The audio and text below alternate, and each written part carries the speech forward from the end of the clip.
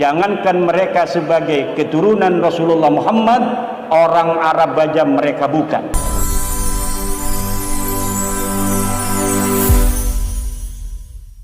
Alhamdulillahil malikil hakim, al-jawadil karimil azizir rahim, wat-tariqu ilaihi wadihun lil qasidin, wad-dalilu alaihi laihun lin nadhirin.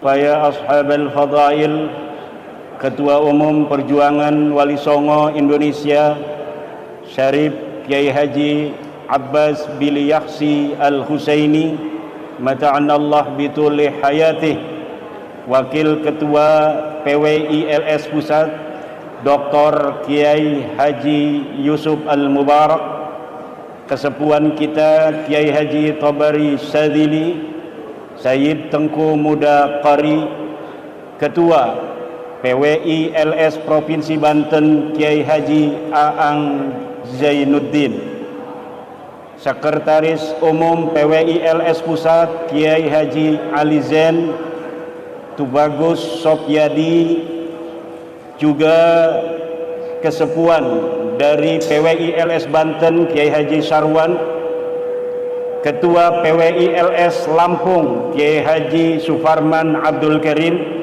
kesepuan kita Kiai Hamdan Suhaimi, Kiai Ihsan Al-Bandawi, Kiai Haji Ja'far Shadiq Al-Majalengkawi, dan seluruh para undangan, seluruh para kiai, seluruh para pejuang Wali Songo Indonesia.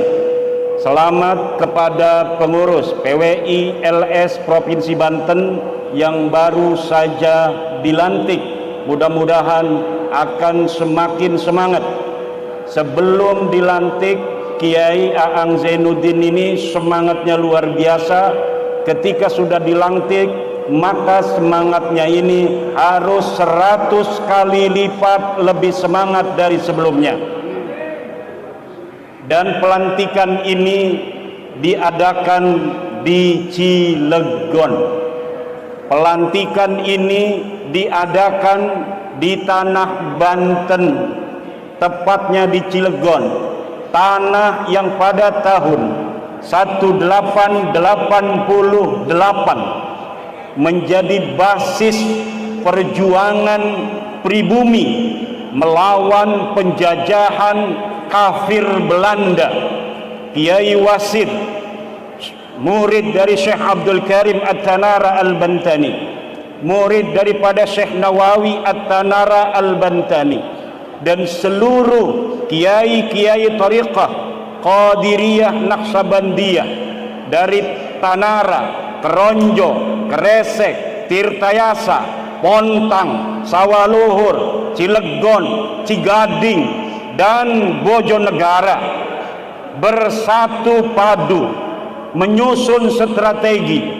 Rapat di Pasilian, rapat di Bendung, rapat di Pontang, rapat di Bojonegara, rapat di Cilegon, rapat di Kaujon, Serang. Untuk apa? Untuk bersatu padu dengan masyarakat seutuhnya pada saat itu untuk melawan penjajahan kafir Belanda. Dan pada akhirnya, walaupun perjuangan Kiai Wasid belum bisa mengusir penjajah Belanda dari tanah Banten, tetapi perjuangan beliau bersama seluruh para kiai, para petani, para buruh dan sebagainya telah menjadi energi seterusnya untuk rakyat Banten untuk senantiasa memerdekakan diri dari berbagai penjajahan-penjajahan baik fisik maupun spiritual. Dan akhirnya terjadi lagi pemberontakan di Banten 1926, digelorakan oleh murid Syekh Abdul Karim At-Tanara Al-Bantani, juga sebagai Mursyid Tariqah Al-Qadiriyah wan Naqsabandiyah, Syekh Kiai Agung Asnawi dari Caringin. Sebelumnya, semenjak Kesultanan Banten ini dihapuskan, diserbu, dihancurkan oleh Belanda tahun 1808, maka ketika kesultanan itu sudah secara resmi tiada, otoritas keagamaan dipegang oleh para kiai, oleh para bangsawan. 1808 Kesultanan Banten itu dihancurkan. 1811 Kiai Nuriman dari Pandeglang sudah memberontak pada Belanda. Kemudian diteruskan oleh Mas Jakaria yang memberontak kembali pada Belanda, sampai beliau, Mas Jakaria ini, dibakar hidup-hidup di alun-alun Pandeglang. Dilanjutkan oleh keturunannya Mas Wahiyah. Kemudian sampai seterusnya banyak pemberontakan yang dilakukan oleh masyarakat Banten kepada Belanda. Kenapa? Bagi masyarakat Banten lebih baik mati berkalang tanah daripada hidup bercermin bangkai.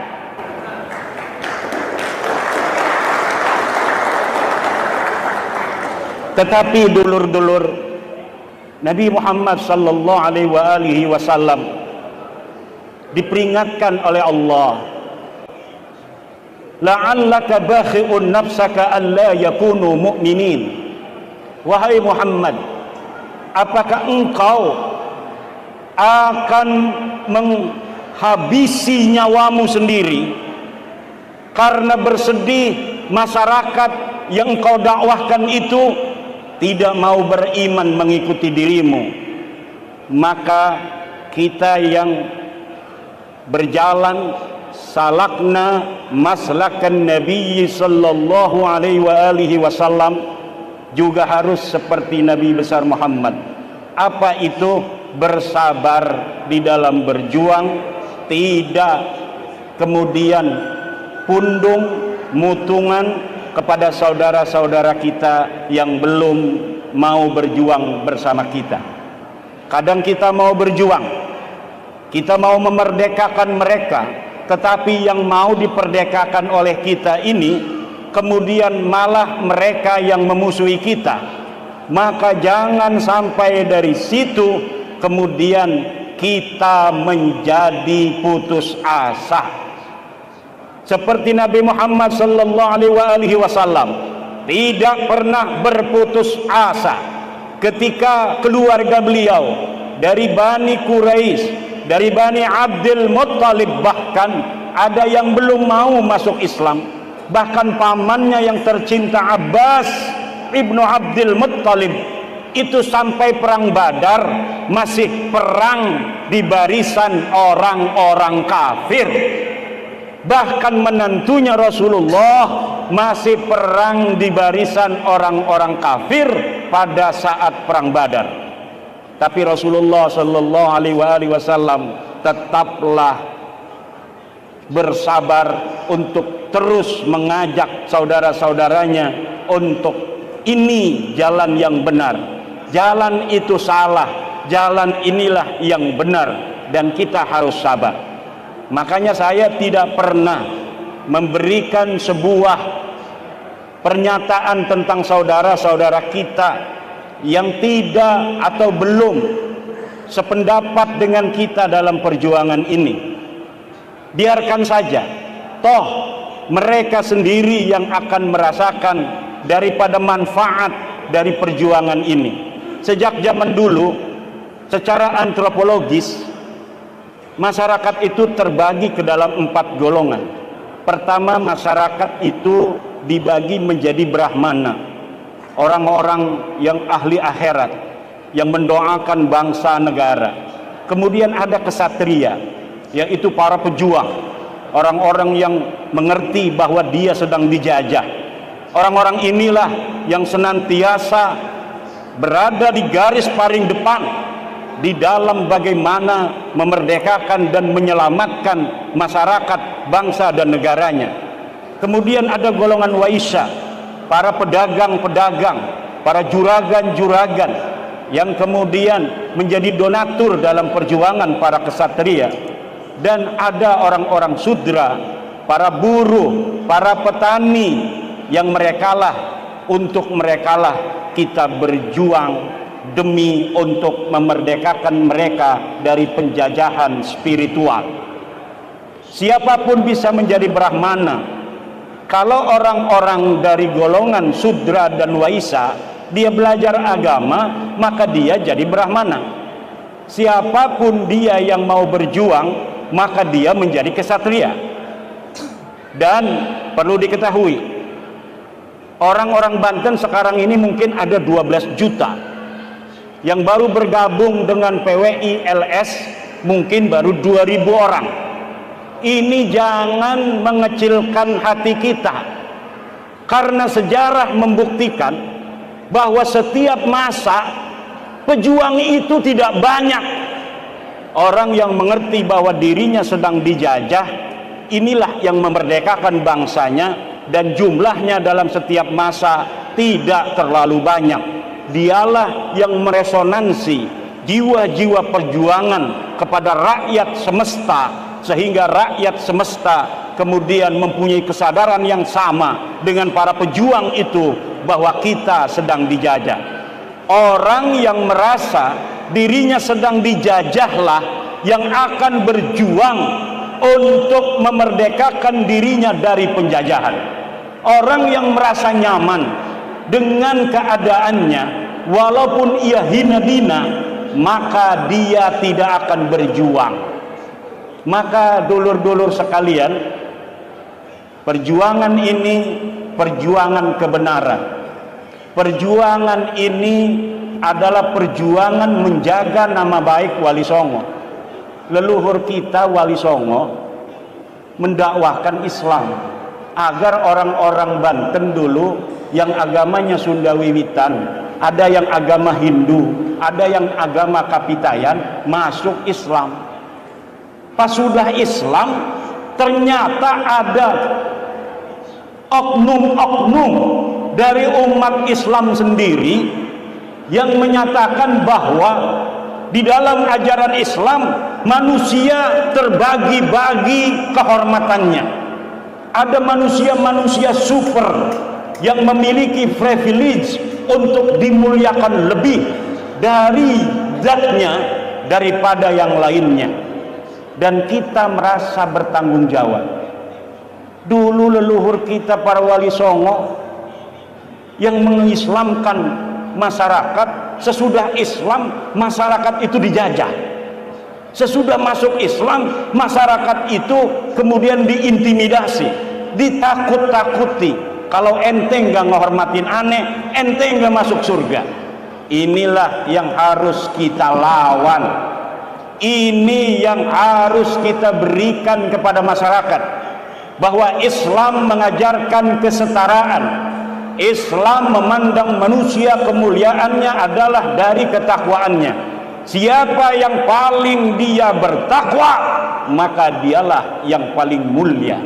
Siapa orang yang paling tinggi ilmunya, dialah yang tinggi pangkatnya. Ba'alawi tidak begitu. Dia setiap hari lihat di YouTube ulama-ulama penceramah dari kalangan Ba'alwi, 90% isinya cuma tentang keluarganya. Ceramahnya adalah tentang bagaimana orang lain harus menghormati mereka. Ini bukan ajaran Islam, ini ajaran-ajaran setan, dan kita harus lawan terus. Kita jangan bosan untuk memberitahu kepada masyarakat bahwa apa yang mereka katakan bukan ajaran Islam. Yang mereka ceramahkan bukan ajaran Islam.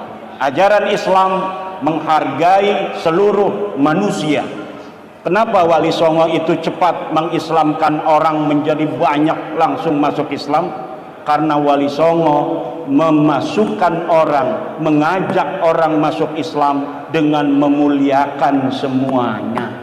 Akhirnya mereka merasa dimuliakan ketika Islam datang, dan itu berjalan demikian terus sampai kemudian ada sekelompok orang yang ngebohongi umat Islam bahwa mereka adalah keturunan Nabi, kalian harus menghormati saya. Kemudian mereka mengintimidasi, mengeksploitasi hak-hak mereka sebagai keturunan Nabi, tetapi ketika diteliti nasabnya melenceng.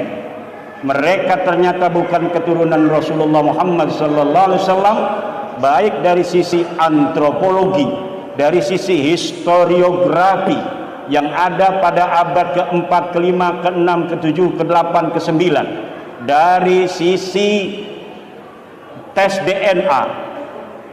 Keluarga Nabi tes DNA semuanya J1. Keluarga Nabi tes DNA keluarnya J1. Mereka tes DNA G, yang menunjukkan jangankan mereka sebagai keturunan Rasulullah Muhammad, orang Arab aja mereka bukan. Kemudian dari sisi spiritual, banyak yang sudah menghubungi saya, para kiai yang bermimpi bertemu Rasulullah Muhammad sallallahu alaihi wasallam dan mengatakan, Ba'lawi ini bukanlah keturunan daripada aku. Sampaikan kepada semua orang bahwa Ba'lawi ini bukan keturunan daripada aku, tidak ada kaitan mereka dengan nasabku yang mulia. Bukan hanya kiai, bukan hanya para ulama yang laki-laki, yang perempuan banyak yang bermimpi bertemu Rasulullah sallallahu alaihi wasallam, kemudian mengkabarkan bahwa dia bertemu dengan Rasulullah, dan Rasul katakan bahwa Ba'lawi ini bukan keturunan aku. Ini sudah lama sekali. Saya tidak pernah bicara tentang riwayat-riwayat ini. Tetapi sekarang hampir 90 orang sudah nggak percaya sama Ba'lawi turunan Nabi. Maka sekarang ini sudah boleh bahwa referensi spiritual itu sudah ada. Sejak bab nasab ini saya gulirkan. Sejak bab nasab ini saya gulirkan, banyak orang yang bersaksi mereka bermimpi bertemu Rasulullah, bahwa Rasulullah katakan Ba'lawi bukanlah keturunan Nabi besar Muhammad sallallahu alaihi wasallam. Tidak ada kaitan antara aku dan Ba'lawi dari sisi nasab, dari sisi darah, dari sisi genetika. Saudara-saudara, hari ini orang yang bisa ditipu adalah orang yang masih husnudzon kepada penipu. Orang yang masih bisa dibohongi adalah orang yang husnudzon kepada para pembohong. Orang yang bisa dizalimi hari ini adalah orang yang masih husnudzon kepada orang-orang yang zalim. Orang yang bisa ditindas hari ini adalah orang-orang yang masih husnudzon kepada para penindas. Ruwiya an Gus Miftah fi YouTubihi bi annahu dakhala alaihi kabibun fi yaumil id aw ma ba'dahu fa'atabahu. Rawahu al-YouTube. Diriwayatkan dari Gus Miftah bahwa Gus Miftah pada hari raya kemarin open house, dia didatangi oleh seorang kabib. Kemudian karena Gus Miftah lagi ngobrol dengan kiai, maka kemudian si kabib ini marah-marah. Kenapa Anda tidak menghormati aneh sebagai cucu Rasulullah, malah ngobrol sama kiai itu? Gus Miftah itu, kenapa Habib itu berani marah-marah Gus Miftah? Jawabannya, karena Gus Miftah dianggap masih husnudon kepada Habib, bahwa Habib adalah keturunan Nabi. Kenapa itu Ba'lawi, Habib itu masih berani pada Gus Miftah, padahal dia bukan siapa-siapa. Si Habib ini penceramah bukan, ulama bukan, Gus Miftah penceramah. Jangankan hanya camat, Jokowi aja mau dengerin ceramah Gus Miftah. Tapi kenapa itu si Habib yang bukan siapa-siapa berani pada Gus Miftah? Karena dia tahu Gus Miftah masih percaya bahwa Habib itu keturunan Nabi. Ini yang dipermainkan oleh mereka, orang-orang yang masih percaya bahwa mereka turunan Nabi. Siap-siap kalian akan ditindas terus oleh mereka. Siapa yang masih percaya Ba'lawi keturunan Nabi, siap-siap dia akan ditindas secara spiritual oleh Ba'lawi. Kalau kepada PWI nggak akan berani, tapi kalau bagi mukibinnya, ketemu mukibinnya, dia akan gagah perkasa. Ente nggak hormatin aneh, ente kagak masuk surga. Itu sama mukibin. Tapi kalau sama PWI, mereka tidak akan berani lagi. Siapa orang yang ingin selamat dari kejelekan mereka, maka hilangkan husnudzon kepada mereka bahwa mereka adalah keturunan Nabi. Siapa yang akan bertanggung jawab narasi itu? Imaduddin Usman Al-Bantani.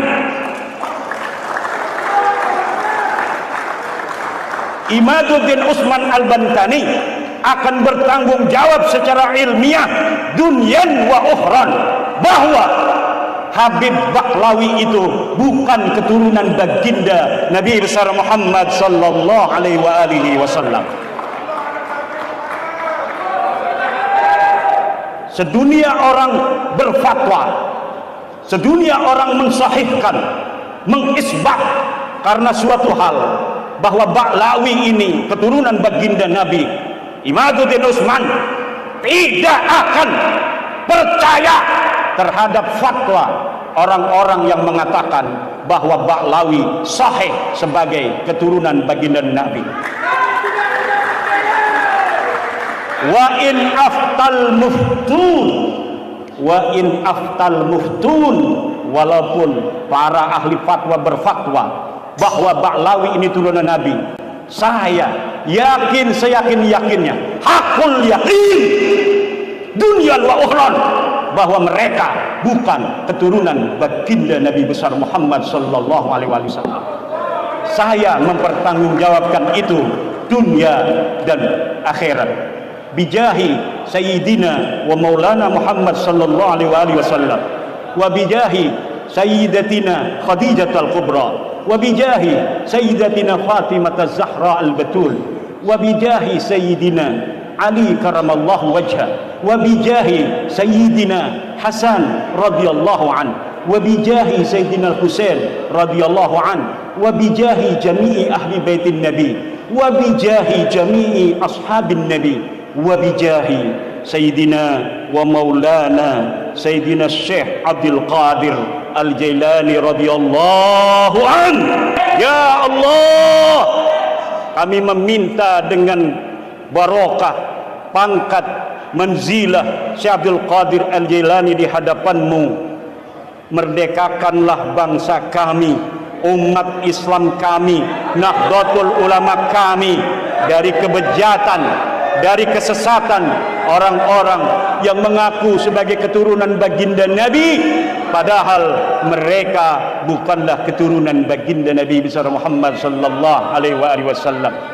Wa bijahi jami'il awliya'i tis'ah, khususan jaddana Sunan Gunung Jati Syarif Hidayatullah, wa khususan Pangeran Sumedang Larang, Prabu Gesan Ulun, Pangeran Santri, wa bijahi Sultan Maulana Hasanuddin Banten, wa bijahi Sultan Maulana Yusuf, wa bijahi Sultan Maulana Muhammad Nasruddin, wa bijahi Sultan Maulana Abdul Mafakhir Mahmud Abdul Qadir, wa bijahi Sultan Abil Ma'ali Ahmad, wa bijahi Sultan Agung Tirtayasa radhiyallahu taala anhum, wa bijahi jami'i ulama'i Banten, wa bijahi Sayyidina Pangeran Sunyararas wa jami'i dzurriyyatihil ulama.